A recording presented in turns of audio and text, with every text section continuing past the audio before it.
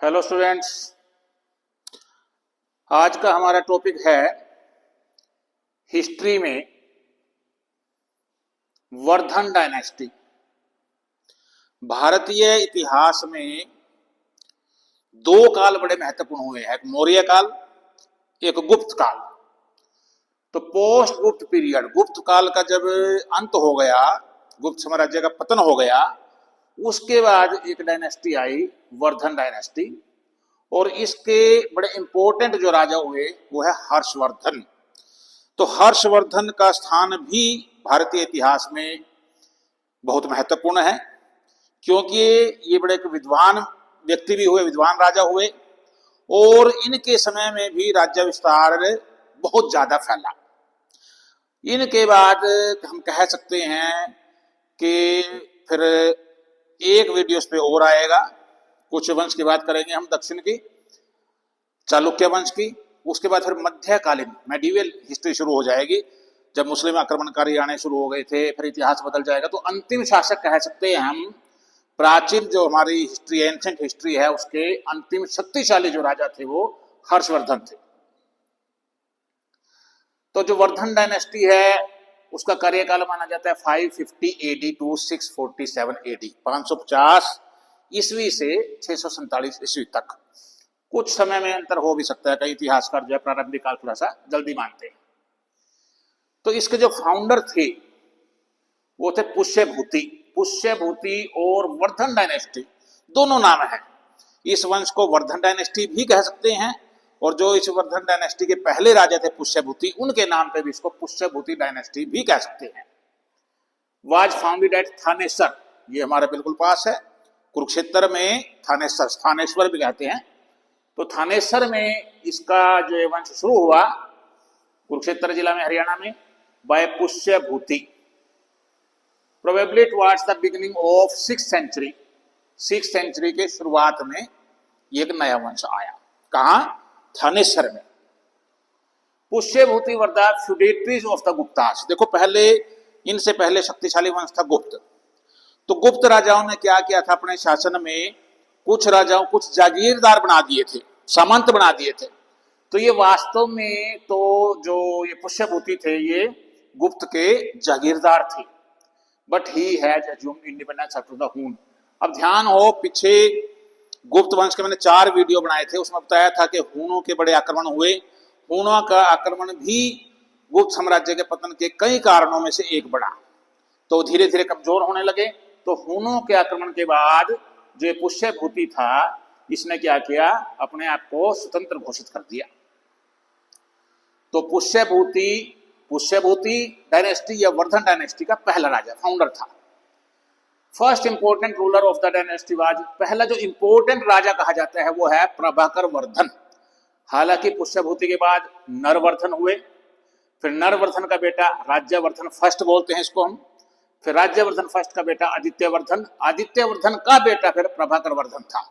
लेकिन इनका इतिहास में ज्यादा जिक्र नहीं है। तो फाउंडर के तौर पे हम याद करते हैं पुष्यभूति को, और पहला जो इंपॉर्टेंट रूलर है उसको हम याद करते हैं प्रभाकर वर्धन, 580 से 605 एडी तक।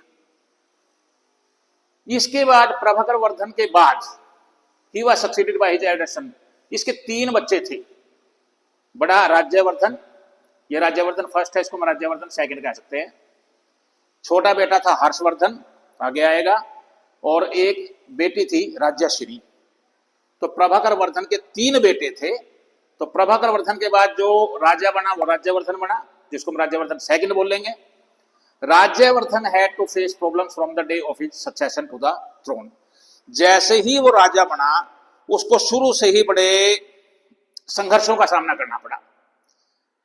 Grahavarman, Maukhari ruler of Kannauj and husband of Rajyashri, जो राज्यवर्धन सेकंड की बहन थी राज्यश्री, उसका विवाह हुआ था कन्नौज में एक मोखरी भी डायनेस्टी थी, मोखरी वंश के राजा ग्रहवर्मन से। तो जो ग्रहवर्मन था राज्यश्री का पति, he was murdered by Devagupta, ruler of Malwa. Malwa का एक राजा था Devagupta, who in alliance with Shashank, गोड का राजा था शशांक। गोड स्थान है नॉर्थ वेस्ट बंगाल में, बंगाल में जगह है गोड। तो गोड का राजा शशांक था। तो शशांक और देवगुप्त ने संधि करके क्या किया, जो कन्नौज का राजा था, ये मौखरी वंश का ग्रहवर्मन, उसको मार दिया एंड ऑक्युपाइड कन्नौज, कन्नौज पे कब्जा कर लिया, इम्प्रिजन राज्यश्री को कारावास में डाल दिया। तो क्या घटनाएं हुई यहाँ? राज्यवर्धन ने जब राजा बना तो राज्यवर्धन का बहनोई ग्रहवर्मन, इसकी बहन राज्यश्री का पति, ये कन्नौज का था राजा मौखरी वंश का, इसका मर्डर कर दिया गया किसके द्वारा? देवगुप्त के द्वारा, शशांक के साथ मिलकर। देवगुप्त कहाँ का शासक था? मालवा का, और शशांक कहाँ का? गोड का। और राज्यश्री को इन्होंने कैद कर लिया। Rajyavardhana therefore undertook a campaign against Devagupta. अब इसको बड़ा गुस्सा आया राज्यवर्धन को, तो इसने एक अभियान चलाया देवगुप्त के विरुद्ध, किल्ड हिम, देवगुप्त को मार दिया, but he was killed by, लेकिन वो खुद भी मारा गया शशांक के द्वारा। देवगुप्त को जिसने मार दिया, लेकिन देवगुप्त का साथी था शशांक, बोर्ड का जो राजा था, शशांक ने इसको मार दिया 606 एडी में। In the meanwhile Rajyashri escaped into the forest. किसी तरह से राज्यश्री जो इनके कैद में थी वो बच करके सेंट्रल इंडिया में कोई जंगलों की तरफ चली गई। तो ये कुछ घटनाएं हुई। तो फाउंडर पुष्यभूति, उसके बाद राजा हुए नरवर्धन, राज्यवर्धन फर्स्ट, आदित्यवर्धन, लेकिन इंपॉर्टेंट रूलर पहला कहा जाता है प्रभाकर वर्धन, ये उसका शासन है। उसका बेटा बड़ा राज्यवर्धन राजा बना, राज्यवर्धन सेकंड कह सकते हैं, थोड़े ही समय के लिए रहा, देखो 605 से 606। ग्रहवर्मन कौन था? राज्यवर्धन का बहनोई, कन्नौज का राजा था, राज्यश्री इसकी बहन थी। और उसके बाद राज्यवर्धन को मार दिया भाई किसने? देवगुप्त और शशांक, इन्होंने मिल करके। तो ये कुछ घटनाएं हुई। इसके बाद हर्षवर्धन की बात हुई। After killing of Rajyavardhan, Rajyavardhan मारा गया, राज्यवर्धन सेकंड की बात है, हमेशा ध्यान रखना है। हिज यंगर ब्रदर, छोटा भाई था Harshavardhana, also known as Shiladitya भी इसको बोलते हैं, कई जगह इसका वर्णन शिलादित्य ग्रुप में आता है। असेंडेड द थ्रोन, 16 साल की इसकी उम्र थी केवल, बहुत छोटी उम्र में जो है ये राजा बना। इन 606 AD and from this year started the Harsh era। यहां से एक हर्ष युग शुरू हुआ, हर्षवर्धन का युग शुरू हुआ। After ascending the throne, Harsha first rescued his widowed sister Rajyashri. सबसे पहला काम क्या किया इसने? जिसकी बहन थी जो विधवा हो गई थी उसको बचाया। From the Vindhyan forest, Vindhyan जंगलों से, where she was going to throw herself into fire, वो अपने आप को अग्नि में जलाने के लिए तैयार हो रही थी, वहां से इसको बचाया। यानी सती प्रथा, जब मैंने गुप्त काल पढ़ाया था तो बताया था कि गुप्त काल में सती प्रथा का वर्णन मिलता है। पहला सती प्रथा का केस गुप्त काल में मिलता है ऐतिहासिक रूप से। तो ये भी, हालांकि ये अपने पति की चिता के साथ तो नहीं, लेकिन इसका भी आग में जलने का मतलब सती होना ही था। तो हर्षवर्धन ने इसको बचाया, साथ ही साथ इसने सती प्रथा को बिल्कुल बैन कर दिया, इसको बंद कर दिया। तो ये भी एक पॉइंट याद कर सकते हैं कि हर्षवर्धन ने सती प्रथा को बैन किया। Harsha drove out Shashanka from Kannauj, Kannauj से जो है शशांक तो बच गया था, देवगुप्त को मार दिया था इसने, इसके भाई ने। तो शशांक को इसने निकाला वहां से, who had occupied it after killing Rajyavardhan. he not only unified, उसके बाद इसने क्या किया? यूनिफाइड कन्नौज विथ थानेसर, कन्नौज को थानेसर तक, कन्नौज कहाँ है?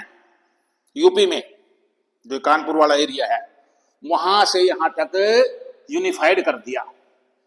But made it's new capital, और साथ ही साथ कन्नौज को अपनी नई राजधानी बना दी। Which made him the most powerful king of North India, और ये उत्तर भारत का सबसे पावरफुल किंग बन गया अपने समय। Harsha thereafter proceeded towards the east, अब वो पूर्वी तरफ गया भाई शशांक के विरुद्ध, Shashanka with a view to avenging the death of his brother Rajyavardhana and brother in law, अपने भाई का और अपने बहनोई का बदला लेने के लिए गया। Harsha was not successful in his first expedition, लेकिन पहले अभियान में तो सफल नहीं हुआ। But in his second expedition towards the close of his reign, जब उसका शासन खत्म होने वाला था, after the death of Shashanka, Shashanka की मृत्यु हो गई थी, उसके बाद उसने मगध को जीत लिया और शशांक का सब राज्य जो है वो भी अपने कब्जे में ले लिया। तो क्या क्या घटनाएं हुई? जब हर्षवर्धन का भाई की मृत्यु हो गई तो हर्षवर्धन राजा बना, किस एज में? 16 साल की। क्या कहा जाता है इनको? शिलादित्य भी कहा जाता है। और हर्ष युग शुरू हो गया। शशांक कन्नौज, इसने इसके बाद क्या किया? शशांक को धकेला यहां से, कन्नौज से, कन्नौज को राजधानी बना दिया। फिर शशांक की मृत्यु हो गई। मृत्यु होने के बाद 637 एडी में इसने फिर मगध को शशांक के साम्राज्य को अपने अंदर कर लिया। तो ये घटनाएं और हुई हर्षवर्धन के समय में। Harshvardhan defeated Dhruvasena second. फिर एक और मैत्रक डायनेस्टी थी वल्लभी की। वल्लभी का क्षेत्र आता गुजरात में वर्तमान में। तो इस क्षेत्र में एक और वंश था मैत्रक, उसका राजा था ध्रुवसेन सेकंड, उसको भी हराया हर्षवर्धन ने। However, Harsh, in order to secure the safety of western boundary, reinstated him and gave his daughter in marriage to Dhruvasen II. अब ये बहुत ज्यादा लंबे चौड़े राज्य पे जो है कंट्रोल करना मुश्किल हो जाता है, इसलिए उसने हराने के बाद उसको दोबारा राज्य दे दिया, उसको एक किस्म से अपना जागीरदार बना दिया और साथ साथ अपनी बेटी का विवाह भी किया उसके साथ। हर्षवर्धन की बेटी का क्या नाम था ये इतिहास में जिक्र नहीं आया, लेकिन ऐसा जिक्र करके अपनी बेटी का विवाह किया ध्रुवसेन सेकंड से। Dhruvasena second accepted the position of feudatory, उसने जागीरदार बनना उसका स्वीकार कर लिया। It was an important diplomatic achievement of the Harsha, ये हर्ष की बहुत ही इंपॉर्टेंट जो है कूटनीतिक जो है जीत कही जाती है। कोर्स ऑफ हर्षाज कॉन्क्वेस्ट सफर्ड एक serious setback on his expedition towards the Deccan. लेकिन जब दक्षिण की तरफ गया तो वहां उसको सेटबैक लगा। दक्षिण में एक डायनेस्टी थी चालुक्य, इसके बारे में हम अगले वीडियो में पढ़ेंगे और ये लास्ट वीडियो होगा एंशिएंट हिस्ट्री का, उसके बाद फिर मिडिवल हिस्ट्री शुरू हो जाएगी। तो चालुक्य जो डायनेस्टी थी उसका राजा था पुलकेशिन सेकंड, उसके साथ युद्ध हुआ। चालुक्य डायनेस्टी वातापी या बादामी का बोलता है, ये अगले वीडियो में बताऊंगा। Inflicted a decisive defeat on him at the bank of Narmada, Narmada के किनारे पे युद्ध हुआ जिसमें कौन जीत गया? Pulakeshin second. It was the only defeat of Harsha's victorious life, Harsha ने जितनी लड़ाइयां लड़ी उसमें केवल एक ही बार हारा, ये उसकी हार थी। चालुक्य रिकॉर्ड्स डिस्क्राइब हर्ष, चालुक्य के जो डायनेस्टी है उनके जो रिकॉर्ड्स है उसमें हर्षवर्धन को क्या कहा गया है? Lord of the whole of the northern country, यानी जो उत्तरी भारत है सकल उत्तर पथेश्वर, सकल उत्तर पथेश्वर यानी जो सारा उत्तरी भाग है उस सारे का, उत्तर के पथ का, सारे उत्तर के पथ का ईश्वर कह लीजिए, यानी सारे उत्तरी भारत का विजेता कह लीजिए। ये वर्णन किया गया है कहां, किसके रिकॉर्ड में? चालुक्य के रिकॉर्ड में, हर्षवर्धन के बारे में। तो हर्षवर्धन ध्रुवसेन सेकंड को हराया। ध्रुवसेन सेकंड कहां का था? वल्लभी का, अपनी बेटी की शादी की उसके साथ। पुलकेशिन सेकंड जो चालुक्य डायनेस्टी का राजा था इससे हार गया, ये एकमात्र डिफीट है इसके जीवन में। और चालुक्य के रिकॉर्ड में इसको क्या कहा गया है? सकल उत्तरापथेश्वर। देखो, अगर आपका वीडियो अच्छे लगते हैं लाइक कीजिए, शेयर कीजिए और चैनल सब्सक्राइब नहीं किया तो उसको सब्सक्राइब कीजिए। अब इसके शासनकाल की और कुछ बातें भाई। Area under his control covered many parts of, इसका एरिया भी बहुत ज्यादा फैल गया था। नॉर्दर्न इंडिया में तो था ही था, ईस्टर्न में राजस्थान तक था, गंगा वैली सारी थी, असम तक था इसमें ईस्ट में। हिज एम्पायर इंक्लूडेड, और ये कश्मीर तक था, कश्मीर तक इसका राज्य था, डायरेक्टली नहीं था, वहां भी एक किस्म से फ्यूडेटरी थे। His empire included territories of distance feudal kings, दूर दूर के जो है इसके ने राजाओं को अधिकार दे दिया था अपने फ्यूडल बना करके। Harsha maintain diplomatic relationship with China, ये बड़ा इंपॉर्टेंट। हर्ष के समय में चीन के साथ बड़े अच्छे संबंध थे। In 641 AD he sent an envoy to Taizong the Tang emperor of China, China में एक टैंग, तांग बोल सकते हैं हिंदी में, तांग वंश हुआ है, उसका एक राजा था ताइसंग, उसके पास इसने एक दूत भेजा। 3 Chinese mission subsequently visited his court, उसके बाद ताइसंग ने 3 जो है मिशन जो है चाइनीज इसके दरबार में भेजे। हुनसांग, 2 चीनी यात्रियों का इतिहास में वर्णन मिलता है भारतीय इतिहास में ज्यादातर, फाहयान और हुनसांग। तो हुनसांग इसके समय में आया था। The celebrated Chinese Pilgrim visited India during Harsh rain. He spend 8 years, इसके शासनकाल के दौरान 635 से 643 AD तक, ये 8 साल जो है ये यहां रहा।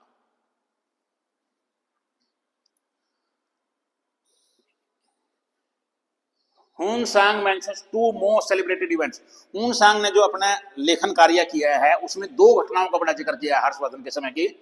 असेंबलीज एट कन्नौज, कन्नौज में एक सम्मेलन कह लीजिए, और एक प्रयाग में, ये बहुत बड़े उत्सव थे उस समय के।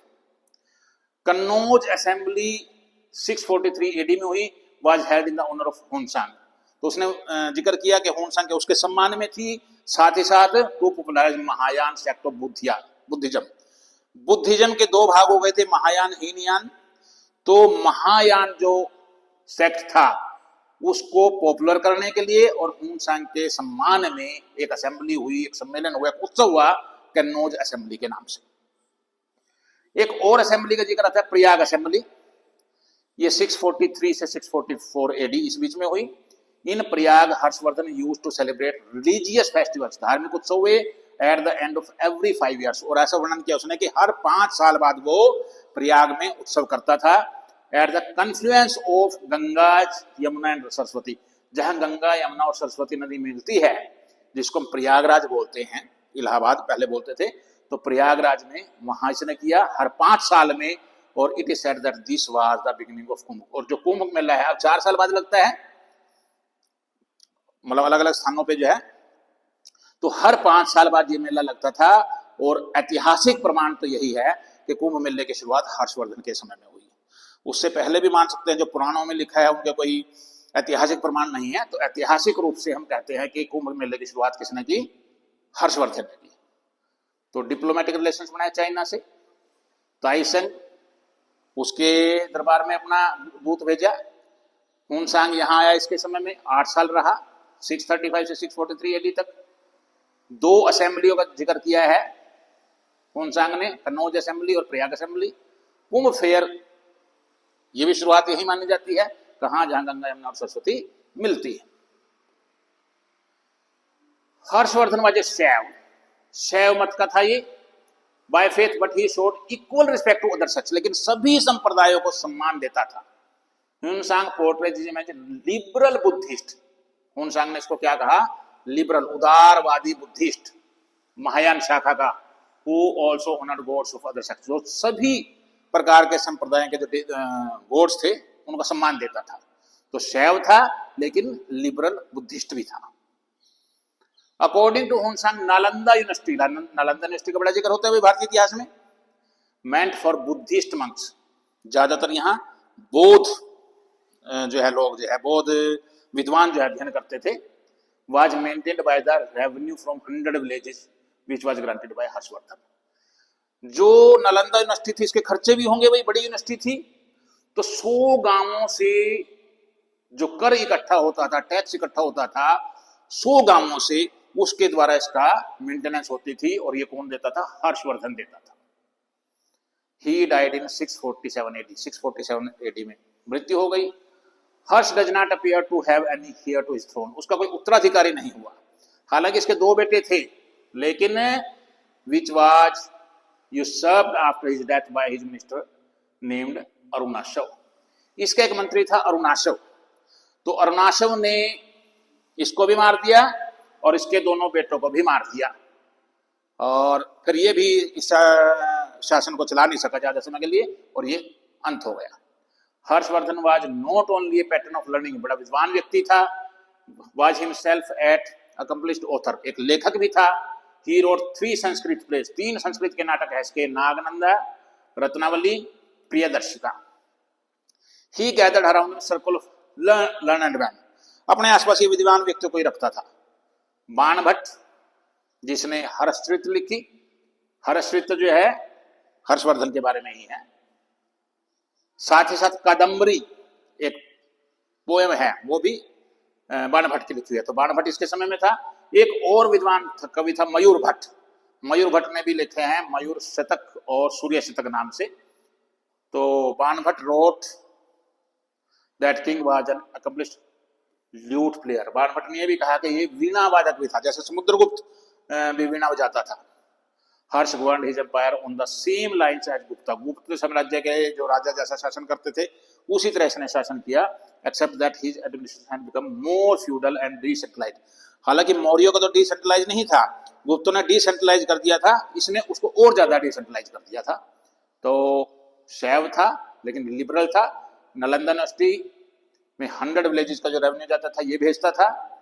संस्कृत के 3 नाटक लिखे इसने, नागनंदा, रत्नावली और प्रियदर्शिका।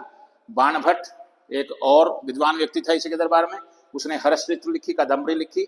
मयूर भट्ट एक और था, उसने लिखा मयूर शतक और सूर्य शतक। अब नेक्स्ट वीडियो एक और रह गया एंशिएंट हिस्ट्री से, साउथ का जो वंश करेंगे हम चालुक्य, उसके बाद फिर मेडिवल हिस्ट्री की शुरुआत हो जाएगी। Thank you, thanks a lot.